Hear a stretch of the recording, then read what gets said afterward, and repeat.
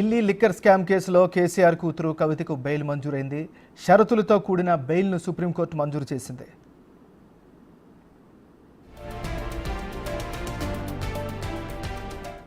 ఇక ఈ బెయిల్ మంజూరుకి సంబంధించి మరింత తాజా విశ్లేషణ అందించేందుకు రామకృష్ణారెడ్డి గారు, మాజీ అడ్వకేట్ జనరల్ మనతో పాటు లైవ్లో సిద్ధంగా ఉన్నారు.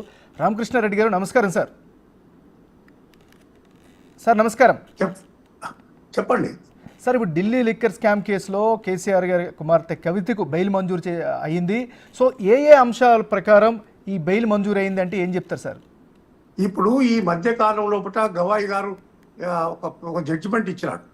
ఆ జడ్జిమెంట్ తోని సుప్రీంకోర్టులో బెయిల్ ఇచ్చేటువంటి ఒక టెండెన్సీ మార్పు వచ్చింది. అందులో విషయం ఏంటంటే ఈ రోజు కవిత గారికి బెయిల్ ఇవ్వడానికి ప్రధానంగా ఏమున్నదంటే, ఒకటి ఛార్జ్ షీట్ వేసినారు, రెండవది ఆమె మహిళ, మూడవది ఆమె ఫార్మర్ ఎంపీ. కనుక సుప్రీంకోర్టు ప్రిన్సిపల్ ఏంటంటే బెయిల్ ఇవ్వడానికి ఒక ఎవిడెన్స్ ట్యాంపర్ చేయకుండా, లేకుంటే ప్రాసిక్యూషన్ పారిపోకుండా ఉండాలి. కనుక ఇప్పుడు ఆమె ఏం చేసిందంటే, ఒక మహిళ కనుక ఫార్మర్ ఎంపీ కనుక ఆమె పారిపోవడానికి వీల్లేదు, ప్రాసిక్యూషన్ సహకరిస్తుందనే ఉద్దేశం ఉన్నది. రెండవది ఇంకోటి ఏంటంటే, ప్రధానంగా ఛార్జ్ షీట్ వేయడం వల్ల ఇక ఎవిడెన్స్ ట్యాంపర్ చేయడం అనేది ఉండదు. కనుక ఆ కండిషన్స్లో మిగతా వాళ్ళకు బెయిల్ ఇచ్చారు. అదే ఆ కండిషన్స్ మీద కవిత గారికి బెయిల్ ఇచ్చి మిగతా వాళ్ళకి ఏదైతే కండిషన్స్ ఇంపోజ్ చేస్తారో అవే ఇప్పుడు కవిత గారికి ఇంపోజ్ చేశారు. కనుక ఇప్పుడు సుప్రీంకోర్టు గత జడ్జిమెంట్ల ప్రకారంగా ఈమెకు బెయిల్ ఎంటైటిల్మెంట్ ఉంది కనుక బెయిల్ ఇచ్చినారు. సార్ రామకృష్ణారెడ్డి గారు, ఇది వరకు మనం చూసాము ఇదే కేసుకు సంబంధించి చాలా కీలకమైనటువంటి వ్యక్తులు కూడా బెయిల్ మంజూరు చేసింది. అదే ప్రాసెస్ ఇక్కడ కూడా కంటిన్యూ అయిందని భావించవచ్చా? అంతే అంతే అదే విధంగా ఏదైతే ఇదే కేసులో గతంలో ఏదైతే ఇచ్చిండ్రో దాని ప్రకారంగానే అప్లై చేసి బెయిల్ ఇవ్వడం జరిగింది. సార్, ముఖ్యంగా సిబిఐ వాదన కావచ్చు, లేకపోతే ఈడీ వాదనకి సంబంధించినటువంటి అప్డేట్స్ని ఏ విధంగా అర్థం చేసుకోవాలి మరి ఈ వాదనకి సంబంధించి? ఈ వాదనకు సంబంధించి ఏంటంటే, వాళ్ళు సుప్రీంకోర్టు గతం లోపల జడ్జిమెంట్ ఇచ్చింది కనుక ఇక దానిలో అదే జడ్జిమెంట్లు ఇక్కడ అప్లై చేసేది కనుక వేరే వాదన ఏమి లేదు. కనుక ప్రధానంగా ఛార్జ్ షీట్ వేసింది కనుక ఆ ఛార్జ్ షీట్ వేసిన తర్వాత ఎవిడెన్స్ ట్యాంపర్ చేసేటువంటి అవకాశాలు ఉన్నాయి. కనుక ఇన్వెస్టిగేషన్ అయిపోయింది అనే దృష్టిలో బెయిల్ ఇచ్చినట్టు మనం అనుకోవాలి. రామకృష్ణారెడ్డి గారు, షరతులకు సంబంధించి ఏ విధంగా అర్థం చేసుకోవాలి? సుప్రీంకోర్టు స్పష్టమైనటువంటి షరతులు మెన్షన్ చేశారు. ఈ కోణంలోనే ఆ బెయిల్ కూడా మంజూరు చేశారు. ఇప్పుడు షరతులు మంజూరు చేశారంటే షరతులు ఏవైతే ఉన్నాయో గతం లోపల మిగతా వాళ్ళందరికీ షరతులు పెట్టారు కనుక అవే కండిషన్స్ ఇక్కడ ఇంపోజ్ చేసినారు. కనుక ఈ కవితలలో ప్రత్యేకమైనటువంటి షరతులు ఏం పెట్టలేదు, వేరే వాళ్ళకు పెట్టింది కనుక ఇక్కడ అవే షరతులు పెట్టారు. రామకృష్ణారెడ్డి గారు, ముఖ్యంగా ఇరుపక్షాల వాదనలకు సంబంధించి మీ యొక్క విశ్లేషణ ఏంటి సార్? ఈ కేసుకు ప్రధానంగా సంబంధించి వాళ్ళు ఒకటి బెయిల్ లోపల ప్రత్యేకత, దానిలో పెద్ద జ్యూరిస్ప్రుడెన్స్ ఏమి ఉండదు. బెయిల్ లోపల ప్రధానంగా ఈ బెయిల్ పిటిషనర్ తరఫున ఏం ఆర్గ్యూ చేస్తారంటే, ఈమె ఇన్వెస్టిగేషన్ అయిపోయింది, ఛార్జ్ షీట్ వేసినారు, ఎవిడెన్స్ ట్యాంపర్ చేసేటువంటి అవకాశాలు ఉన్నాయి, ఆమె ఎక్కడికి పారిపోదు, మేము కావాలంటే మా యొక్క పాస్పోర్ట్ సరెండర్ చేస్తాం, వీటి మీదనే ప్రధానంగా ఆర్గ్యూ చేస్తారు. రెండవది ఇంకొక ఆర్గ్యుమెంట్ ఏంటంటే, గతంలో మీరు బెయిల్ ఇచ్చినారు వేరే వాళ్ళకు ఇదే కేసు లోపల, కనుక ఈ విధంగా అదే కండిషన్స్ లో బెయిల్ ఇవ్వాలనేటువంటిది ఇదే ఉంది. రేపు ఆయన ఇంకా వేరే ఢిల్లీ చీఫ్ మినిస్టర్ కేసులో కూడా ఇవే ఆర్గ్యుమెంట్స్ ఉంటాయి. నేను అనుకుంటాను ఢిల్లీ చీఫ్ మినిస్టర్ కూడా రేపు గతంలో బెయిల్ వచ్చే కాలంలో బెయిల్ కూడా వస్తుందని నేను అనుకుంటున్నాను. అంటే రామకృష్ణారెడ్డి గారు, ఒక విషయం చెప్పండి. ఈ కేసుకు సంబంధించి క్రూషియల్ టైం అయితే నడుస్తోంది.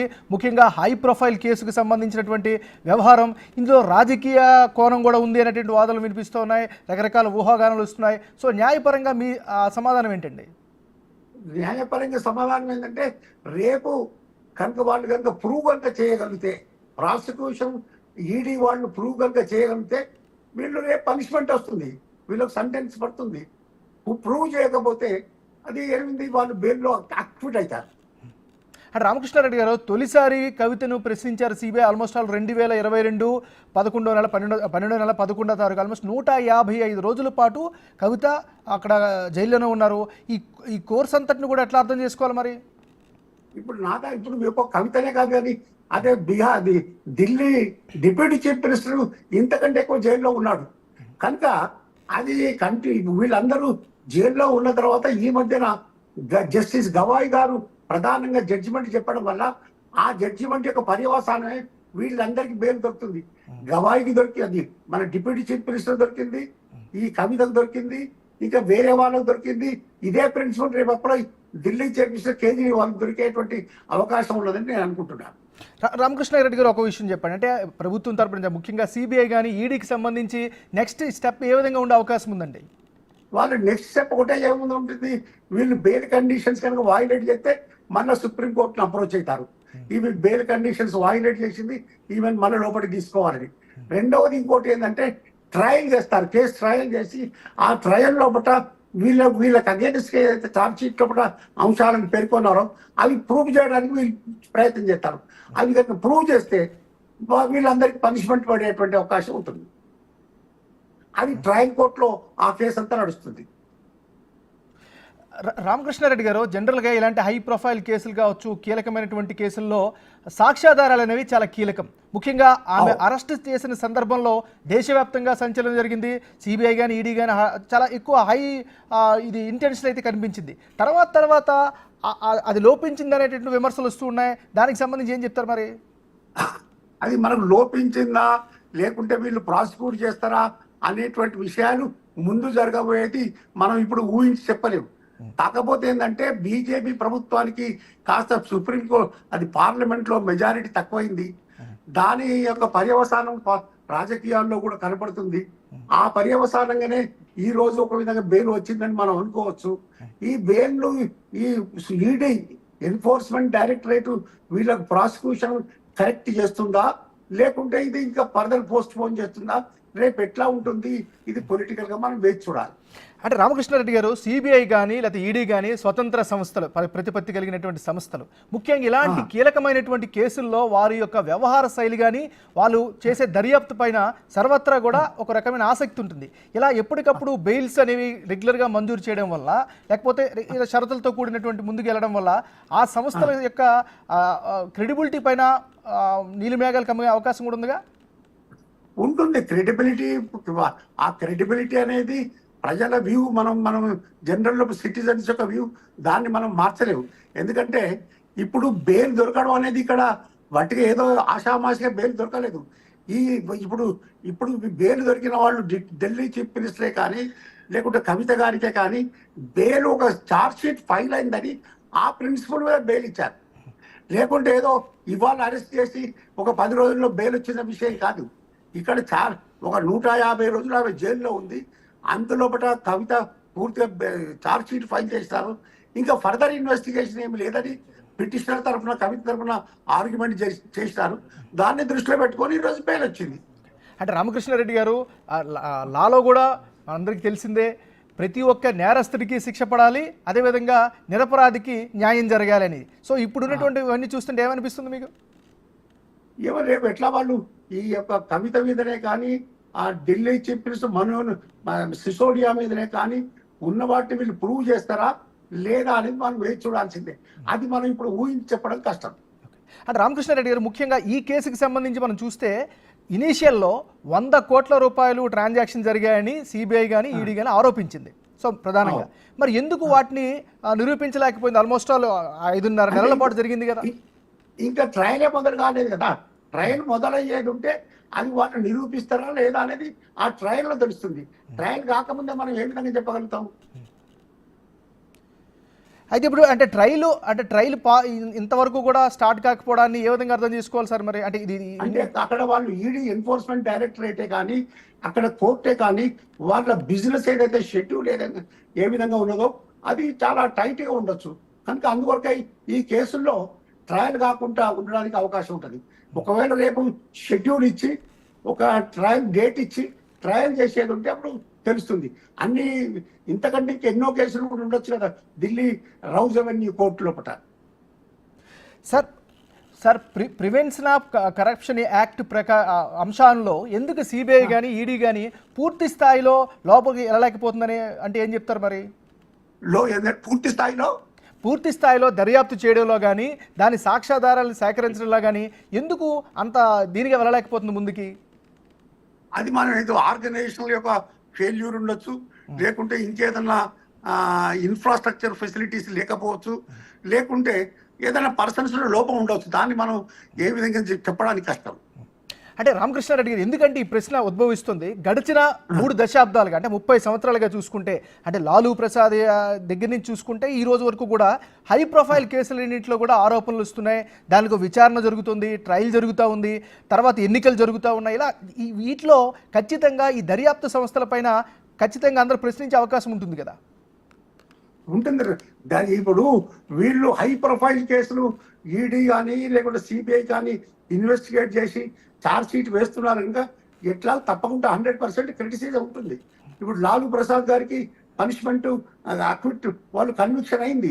మనం ఇంకా పూర్తిగా కొంతమందికి కన్విక్షన్ కావచ్చు, కాకపోవచ్చు. It depends upon the how they EDA కానీ లేకుంటే సిబిఐ కానీ ప్రాసిక్యూషన్ ఏ విధంగా చేస్తారనేది దాని మీద డిపెండ్ అయి ఉంటుంది. కనుక ఇది ఒక హై ప్రొఫైల్ పర్సనాలిటీస్ మీద ఇన్వెస్టిగేషన్ కనుక ఈ ఇన్స్టిట్యూషన్ మీద ఎప్పటికీ క్రిటిసిజం ఉండనే ఉంటుంది. అంటే రామకృష్ణారెడ్డి గారు ఇప్పుడు ట్రయల్ ఇప్పుడు స్టార్ట్ అయింది అంటున్నారు, ఏ అంశాలపైన ప్రధానంగా ముందుకు వెళ్ళే అవకాశం ఉందండి? అంటే వీళ్ళ మీద మనం అది ఛార్జ్ షీట్ మనం చూస్తే కానీ అంశాలని మనం చెప్పలేము. ఛార్జ్ షీట్ అది డీటెయిల్స్ కొన్ని 100 పేజీల ఛార్జ్ షీట్ ఉంది. అందులో ప్రధానమైంది ఈమె 100 కోట్ల రూపాయలు ఇచ్చిందని గతంలో మనం న్యూస్ పేపర్లో చూసాం. అది అడ్మిట్ చేశారని కొంతమంది వాళ్ళు ఆ ఎవిడెన్స్ తో పాటు డాక్యుమెంటరీ ఎవిడెన్స్ తో పాటు అక్కడ ఉన్నదని మనం న్యూస్ పేపర్లో చదివాం. అది ఎంతవరకు నిజం, ఏ విధంగా వాళ్ళు ఎన్ఫోర్స్మెంట్ డైరెక్టర్ వీళ్ళకి అగేన్స్ట్ ప్రూవ్ చేస్తుంది అనేది మనం వేచి చూడాల్సిందే. అంటే రామకృష్ణారెడ్డి గారు ఇలాంటి కేసుల్లో అప్రూవల్గా మారినటువంటి వారి యొక్క స్టేట్మెంట్ లేదా కన్ఫెషన్ ఎంత కీలకం, ముఖ్యంగా ఈ కేసులో ఎంత కీలకం అండి? నియర్లీ అప్రూవల్ అయినంత మాత్రాన అది పెద్ద ఎవిడెన్స్ కాదు. దాంతో సపోర్టింగ్ ఎవిడెన్స్ ఏమన్నా ఉన్నదా అనేది రేపు జడ్జి గారు చూస్తారు.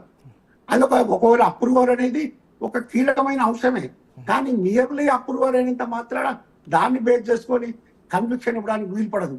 మిగతా సర్కమిస్టెన్సెస్, మిగతా అదర్ ఎవిడెన్స్ బేస్ చేసుకొని కేసు ముందుకు పోవడానికి వీలు పడుతుంది. అంటే రామకృష్ణారెడ్డి గారు బహుశా ఇప్పుడున్నటువంటి అందుతున్నటువంటి అప్డేట్ ప్రకారం బహుశా ఈరోజు సాయంత్రం కానీ రేపు కానీ కవిత అక్కడి నుంచి బయటకు వచ్చే అవకాశాలు కనిపిస్తున్నాయి. సో ఈ ప్రాసెస్లో ఏం జరుగుతుందండి? ఈ ప్రాసెస్లో ఆమె బయటకు వస్తుంది. ఆ కండిషన్స్ కంప్లై చేయడం వల్ల చేయగానే జైలు అథారిటీస్ ఆమెను విడుదల చేస్తారు. సో ముఖ్యంగా షరతుల విషయంలో ఎలాంటి కేర్ తీసుకునే అవకాశం ఉంది? గతంలో ఏమైనా వైలేషన్స్ అయినప్పుడు బెయిల్ రద్దయినటువంటి సందర్భాలు ఏమైనా ఉన్నాయా? ఉన్నాయి. అనేక బెయిల్ కండిషన్స్ వైలేట్ చేసినప్పుడు ఈ యొక్క ప్రాసిక్యూటింగ్ ఏజెన్సీ కోర్టు దృష్టి తీసుకొచ్చినప్పుడు బెయిల్ క్యాన్సిల్ చేసిన ఆధారాలు ఎన్నో ఉన్నాయి. కానీ వీళ్ళ కేసులో వీళ్ళు వైలేట్ చేస్తారని నేను అనుకోను. ఎందుకంటే ప్రతి వారం పోలీస్ స్టేషన్లో నియరెస్ట్ పోలీస్ స్టేషన్ లేకుంటే ఢిల్లీ లోపల అదేదో పోలీస్ స్టేషన్ స్పెసిఫై చేసిన దానిలో వాళ్ళు అప్పేర్ అవుతారు. 10 లక్షల 10 lakhs అది గ్యారంటీ వాళ్ళు ఏదో ఇస్తారు. రెండవది మిగతా కండిషన్స్ వాళ్ళు కంప్లై చేస్తారు. అది ప్రాబ్లమే లేదు. మనోజ్ సిసోడియా కూడా ఇదే కండిషన్స్ పెట్టారు. ఆయన కూడా కండిషన్స్ కంప్లై చేస్తున్నాడు. కనుక కవిత నేను అనుకోను కండిషన్స్ వైలేట్ చేస్తుంది, బెయిల్ క్యాన్సిల్ అయ్యేటువంటి అవకాశాలు ఏమి లేవు. ఈమె కూడా కంప్లై చేస్తుంది. రామకృష్ణారెడ్డి గారు గత కొంతకాలంగా మీరు ప్రభుత్వానికి దగ్గరగా ఉంటున్నారు, అడ్వకేట్ జనరల్గా వర్క్ చేస్తున్నారు. ఇలాంటి కేసులు వచ్చేటప్పుడు చూసేటప్పుడు మీకు ఏమనిపిస్తుంది? మీ యొక్క అబ్జర్వేషన్ ఏంటండి? ఏమిటి, ఇది మామూలు విషయమే. ప్రాసిక్యూటింగ్ ఏజెన్సీ ఎక్కడనైతే అలిగేషన్ వచ్చినప్పుడు ఇన్వెస్టిగేట్ చేస్తుంది, ఛార్జ్ షీట్ చేస్తారు, అది ప్రాసిక్యూటింగ్ అయితే అది ట్రయల్ చేస్తారు. దానిలో ఎవిడెన్స్ కనుక ప్రూవ్ చేయగలిగితే వాళ్ళకి పనిష్మెంట్ పడుతుంది, లేకుంటే వాళ్ళు ఎక్విట్ అడుగుతారు. అంటే ఇప్పుడు మీరు ఈ 5 నెలలుగా చూస్తున్నారు కదా సార్, ఈ 5 నెలలుగా జరుగుతున్నటువంటి ఈ కేసుకి సంబంధించినటువంటి అప్డేట్స్ పట్ల మీ విశ్లేషణ ఏంటి సార్? మరి ఏం లేదు, అది మనం ఏం డీటెయిల్ లోపలికి పోయి చూడడం. లోపల మన దగ్గర ఆ డాక్యుమెంటరీ ఎవిడెన్సే కానీ దానికి సంబంధించిన పేపర్లే కానీ మన దగ్గర లేవు, మనం చూడలేదు. కాకపోతే మనకు వచ్చిందంతా న్యూస్ పేపర్లో చూసి ఊహించడం, టీవీలలో చూసిన దాన్ని మనం వినడం తప్ప మనకు వేరే ఆధారం ఏం లేదు. ఎందుకంటే రామకృష్ణారెడ్డి గారు, మనమందరూ కూడా ఇప్పుడు సోషల్ మీడియా, డిజిటల్ మీడియా యుగంలో ఉన్నాం కాబట్టి రాజకీయ పరంగా ఎన్ని విమర్శలు అవన్నీ చేసుకోవచ్చు, కానీ న్యాయపరంగా కొన్ని మౌలిక సూత్రాలు, కొన్ని ఫార్ములాలు ఉంటాయి కదా దానికి సంబంధించి. ఆ మౌలిక సూత్రాలను ఆధారంగా చేసుకునే ఈరోజు కవిత గారికి బెయిల్ వచ్చింది. థ్యాంక్ యూ రామకృష్ణారెడ్డి గారు.